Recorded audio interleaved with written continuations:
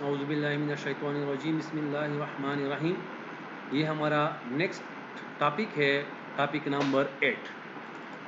तो ये भी क्वेश्चन है, उसी तरह यहाँ पर मैंने कोशिश की है कि आप लोगों को बेहतरीन तरीके से समझाऊँ।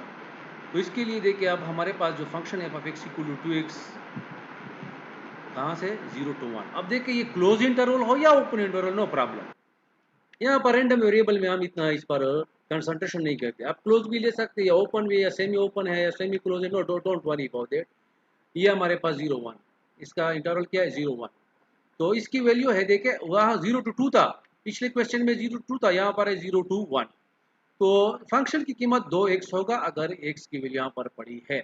और फिर कहते हैं f(x = 0 elsewhere)। तो कहानी वही है कि 0 और 1, इस फंक्शन की कीमत 2x है, और इससे आगे f(x = 0) और इसके पीछे f(x = 0) की कीमत है।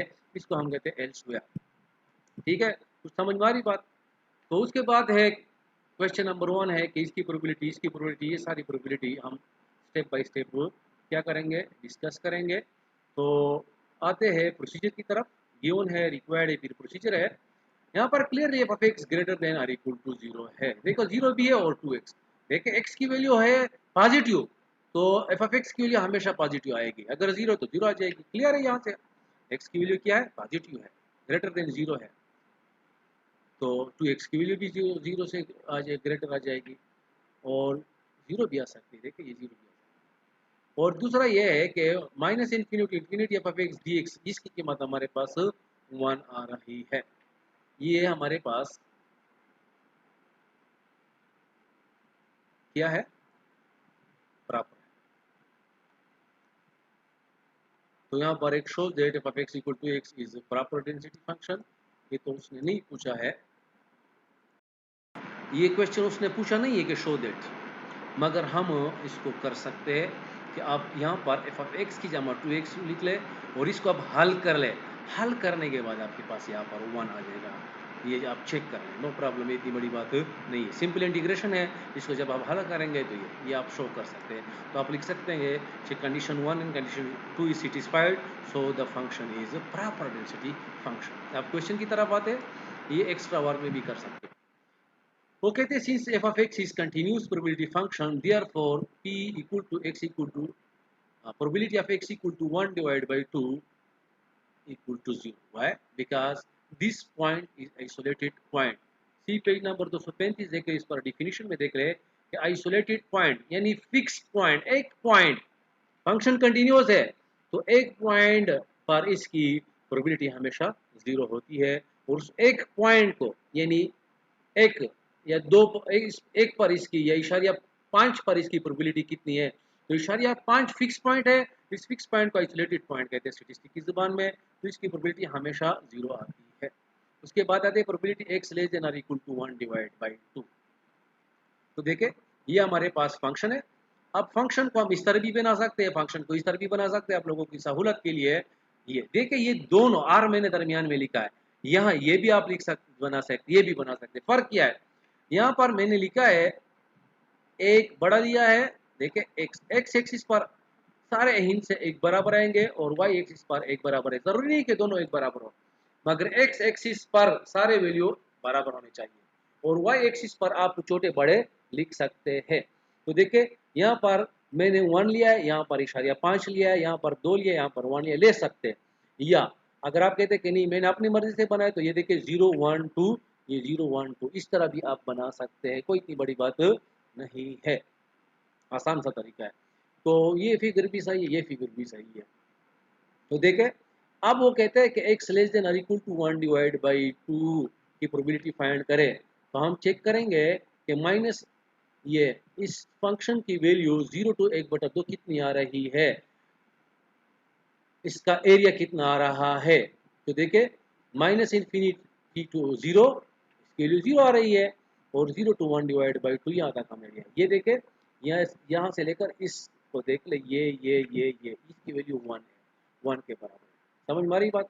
0 से लेकर 1 तक इसकी वैल्यू जो है, देखिए 0 से लेकर 1 तक, इधर भी लिखा है 0 से लेकर 1 तक इस फंक्शन की कीमत 1 है। तो कहते हैं कि नहीं 1/2 से कम, तो 1/2 से कम ये एरिया हमारे पास आ रहा है जो मैंने डर किया है। तो देखिए अब 1 2 3 4 4 ट्रायंगुलर इसमें आ रहा है, तो इसकी कीमत वैसे ही फिगर से हमें पता चल सकता है कि 1/4 आ रहा है, मगर जब हम इसको कैलकुलेट करेंगे तो इसकी फंक्शन की वैल्यू 0 आ जाएगी, ये 2 बाहर आ जाएगा, x स्क्वायर डिवाइड बाई 2 आ जाएगा, ये 2 कैंसिल आ जाएगा और 0 को 1 और 2 पुट करेंगे तो x की जगह 1/2 की पावर 2 पुट करेंगे तो ये आ जाएगा 1 डिवाइड बाई 4 आ जाएगा। तो फिगर से भी आप देख सकते हैं और यहाँ से भी आप देख सकते हैं कि ये कीमत सही आ रहा है, ये 1/4 यानी एक केक है, उस केक को हमने 4 हिस्सों में डिवाइड कर दिया है, अब वो एक हिस्सा आपने ढूंढना है कि इसकी कीमत कितनी है। यहाँ पर भी आप चेक कर सकते हैं, ये देखिए हमारे पास वही केक है, ये हमने इस तरह काटा था, आप ये इस तरह काट लेंगे तो 1 2 3 4 हिस्से आ रहे हैं। तो ये जो ब्लू कलर का दिखाई दे रहा है ये आपसे पूछ रहा था कि यार 1/4, तो ये भी फंक्शन है, यहाँ पर मैंने आर लिखा, ये भी है। क्लियर है, ये मेरे ख्याल में आपके दिमाग में आ जाएगा, आसान सा क्वेश्चन, इतना बड़ा नहीं है। उसके बाद ये तीसरे पर फिलहाल ये नीचे आ रहा है, ये पढ़ लो। तो मेरे ख्याल में इसमें इतनी बड़ी बात नहीं है। वो कहते हैं अगर टोटल प्रोबेबिलिटी ये 1 के बराबर है, टोटल एरिया 1 के बराबर है, तो ये एरिया आप फाइंड करेंगे, तो ये x लेस देन 1, तो यहाँ पर सिंपल इंटीग्रेशन है, पुट करेंगे, ये इसका ग्राफ है। उसके बाद वो कह रहा है कि प्रोबेबिलिटी x ग्रेटर देन 1 और 4, इधर मैंने लिख लिया है। तो ये देखें x ग्रेटर देन 1 और 4, तो इसको मैंने 0 to 1 ये फंक्शन डिफाइन है, ना इससे आगे है ना इसके पीछे ये फंक्शन है। तो देखें इसको हम 1/4 2/4 3/4 में हम इसको डिवाइड कर सकते हैं, 1/4 2/4 3/4 और 4/4। तो कहते हैं x greater than 1 divide by 4, 1/4 से बड़ा, तो 1/4 से बड़ा यहाँ से लेकर यहाँ तक, और फिर ये एरिया आपसे पूछ रहा है कि ये कितने के बराबर है। तो देखिए 1/4 से लेकर 1 तक आपने फाइंड करना है, और 1 से इन्फिनिटी भी अगर आप लिख ले अच्छी बात है, और वो हमें पता है कि उसकी वैल्यू क्या है, 0 है, क्योंकि फंक्शन 0 to 1 डिफाइंड है, तो 1 to इन्फिनिटी ये 0 आ जाएगा। इसको हम हल करते हैं, तो 2 पहले से पड़ा है, ये आ जाएगा x स्क्वायर डिवाइड बाई 2, ये उसके लिमिट्स है, ये देखे x स्क्वायर ये कैंसिल आ जाएगा, 1 फ्रॉम 1 और 4 to 1, तो एक दफ़ा 1 पुट करेंगे, फिर 1 और 4 पुट करेंगे, यहाँ पर भी स्क्वायर यहाँ पर भी स्क्वायर, तो 1 डिवाइड बाई 16, तो एलसीएम ले लेंगे, तो ये या 1 इक्वल 1 के बराबर आप लिख सकते हैं 16/16, तो एलसीएम बराबर है, तो 16 - 1 आ जाएगा 15/16। ये तीसरी चौथी जमात के क्वेश्चन है, एलसीएम का आसान तरीका है, ठीक है। ये आ जाएगा 15/16। उसके बाद ये क्वेश्चन है, ये थोड़ा सा मुश्किल है मेरे ख्याल में, दूसरे पेज पर हमने, हाँ वो कहते हैं इसको देख ले, ये आगे आ रहा है इंशाल्लाह ताला, ये आगे बहुत तफसीलन मैं आपको पढ़ाऊंगा, फिलहाल इस बार गुजारा करेंगे, नेक्स्ट स्टेप में ये और भी क्लियर हो जाएगा। वो तो कहते हैं कि प्रोबेबिलिटी एक फ्रॉम 1 और 4 टू 1 और 2, अब इसकी प्रोबेबिलिटी ले देखे 1 और 2, 1 और 4 और 1 और 2, 2/4 1/2 के भी बराबर होते हैं, तो यहाँ से लेकर यहाँ तक की प्रोबेबिलिटी आपसे पूछ रहे हैं कि वो बता दें।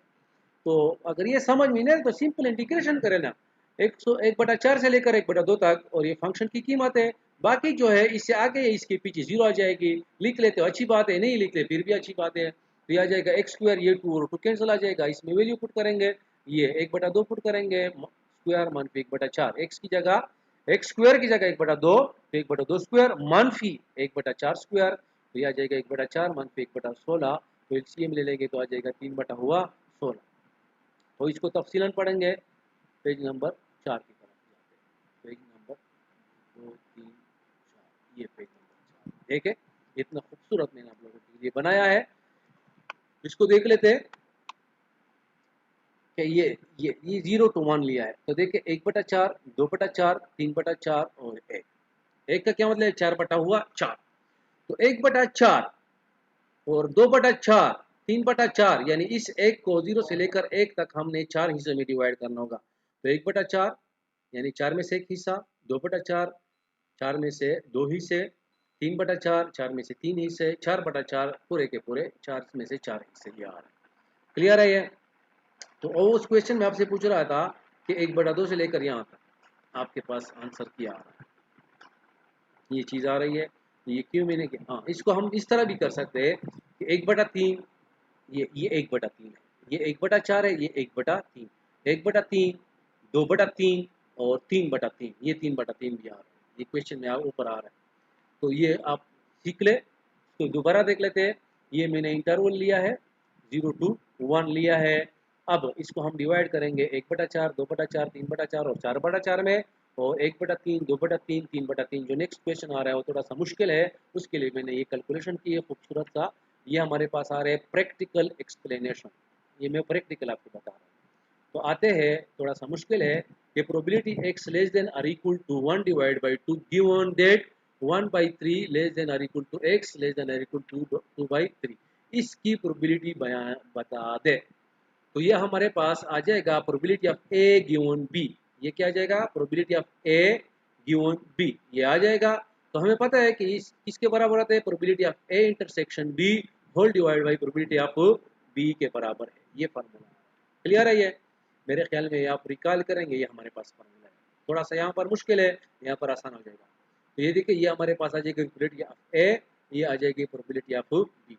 इसको मैंने ए का नाम दिया है, इसको मैंने बी का नाम दिया है। तो प्रोबेबिलिटी ऑफ ए, तो ए की कीमत ये आ जाएगी, प्रोबेबिलिटी की जगह प्रोबेबिलिटी, और बी की जगह ये कीमत आ जाएगी। अब प्रोबेबिलिटी ऑफ बी की कीमत तो हमारे पास है, यहाँ पर आप लिख लेंगे ये probability of 1/3 less than equal to x, यही चीज आप लिखेंगे। मगर probability of A intersection B कहाँ से आप ढूंढेंगे? ये मुश्किल है। तो वो मैंने कैलकुलेट किया है कि वो आ रहा है 1/3 less than equal to x less than equal to 1 divide by 2, यहाँ से आ रहा है। किस तरह आ रहा है? नोट कर ले, 1/2 और 1/3 और 2/3, तो ये आप ले लेंगे और फिर ये ले लेंगे और फिर इसे इनका इंटरसेक्शन लेंगे। ये लेना है, फिर ये लेना है और फिर इसका इंटरसेक्शन। ए और बी का इंटरसेक्शन आप लेना है। तो देखिए, ये हमारे पास आ रहा है। थोड़ा सा मिनिमाइज कर लेते हैं, ये देखिए। तो यहाँ पर है x लेस देन और इक्वल टू 1 डिवाइड बाई 2। तो ये देखे, ये x की कीमत 1/2 से कम, तो यहाँ से देखे, यहाँ से लेकर 1/2 से कम, तो ये लाइन जो है, ये ब्लू लाइन जाते जाते जाते यहाँ पर रुक जाएगा, बस यहाँ तक रुक जाएगा, यहाँ तक। ये हमारे पास किसकी वैल्यू है? ये हमारे पास है a की वैल्यू। और b की वैल्यू क्या है?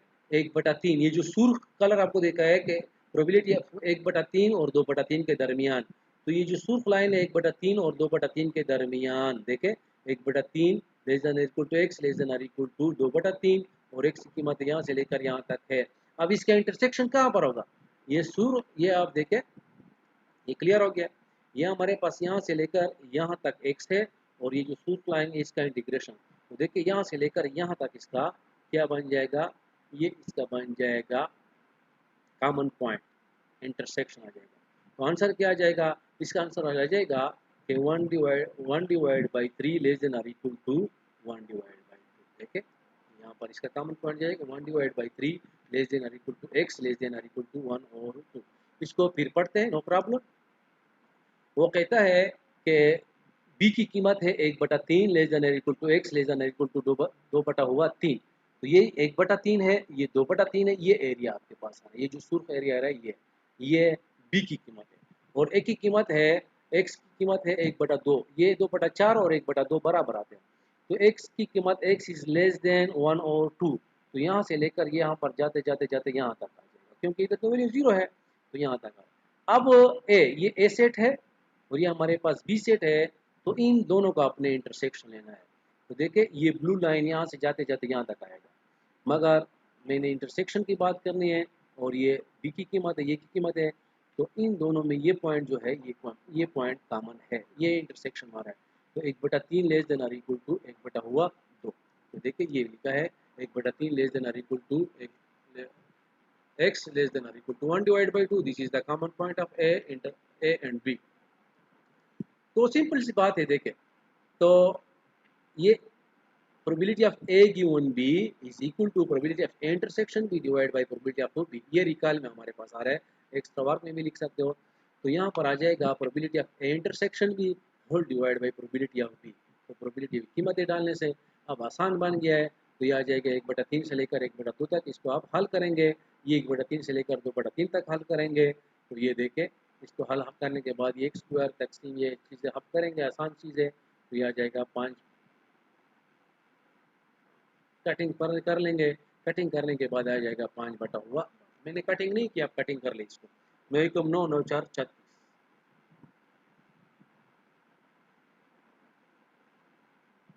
ये यहाँ पर थोड़ी सी गलती आ गई, ये 9 बटा 36 नहीं आ रहा है, ये आ रहा है 9 बटा हुआ 3, ये 6 नहीं है, इसमें ये 6 नहीं है, तो ये 6 इग्नोर करें। हल करेंगे आप लोग, तो आप खुद हल करेंगे, तो आ जाएगा 5 बटा हुआ 12। इसकी प्रैक्टिकल एग्जाम्पल देखें। आपसे पूछ रहा है कि इस एरिया में इसकी कीमत कितनी है। देखें, इस एरिया में इसकी कीमत कितनी है, तो ये बी में ए की कीमत कितनी है, बी में ए की कीमत, क्योंकि हम बार बार पूछ रहे हैं कि probability of A given B, अगर बी है तो बी में ए की कीमत कितनी है। टोटल में नहीं पूछ रहा है, इस सारे में नहीं पूछ रहा है, आपसे पूछ रहा है कि what is the probability of A given B, B में ए के कितने चांसेस है, तो बी में ये इसके चांसेस है, बी में इसके ये चांसेस है। तो देखे, ये जो रेड आपको दिखाई दे रहा है यहाँ से लेकर यहाँ तक, ये बी है हमारे पास, बी, तो बी में ए के कितने चांसेस है, तो देखे ये मैंने बड़े खूबसूरत तरीके से बनाया है। तो ये बी आप पहले ढूंढ लेंगे, तो बी में देखे 1 मुसलस 2 3 4 5 6 7 8 9 10 11 12 मुसलस, उसमें ए के कितने चांसेस है, 5, 1 2 3 4 5, तो क्या मतलब है, 5 बटा हुआ 12। तो आंसर भी आ रहा है हमारे पास 5 बटा हुआ 12। तो ये इसका प्रैक्टिकल एग्जाम्पल दोबारा देख लेते हैं। वो आपसे पूरे पूरे सैंपल स्पेस में नहीं पूछ रहे, आपसे कहते हैं ए गिवन बी, बी में यहाँ से लेकर यहाँ तक 1/3 से लेकर 2/3 तक बी है, बी में ए के कितने चांसेस है। तो जो ये रेड कलर है ये बी को शो कर रहे हैं, और जो ब्लू कलर है ये ए को शो कर रहे हैं। तो टोटल बी में जो 12 केसेस पर मुश्तमिल है, इसमें ए के चांसेस है 5, तो इस वजह से रहेगा 5 बटा हुआ 12। मेरे ख्याल में इसे तो मैं मजीद सिंपल नहीं कर सकता हूँ। अगर फिर भी आप लोगों को कोई तकलीफ हो तो आप पूछ सकते हैं, आप कॉल भी कर सकते हैं, व्हाट्सएप पर भी पूछ सकते हैं, या बेहतर तरीका है कि एक दो बंदे मिलकर फिर ऑफिस आ जाया करें, फिर हम डिस्कस कर सकते हैं। ओके, अल्लाह हाफिज़।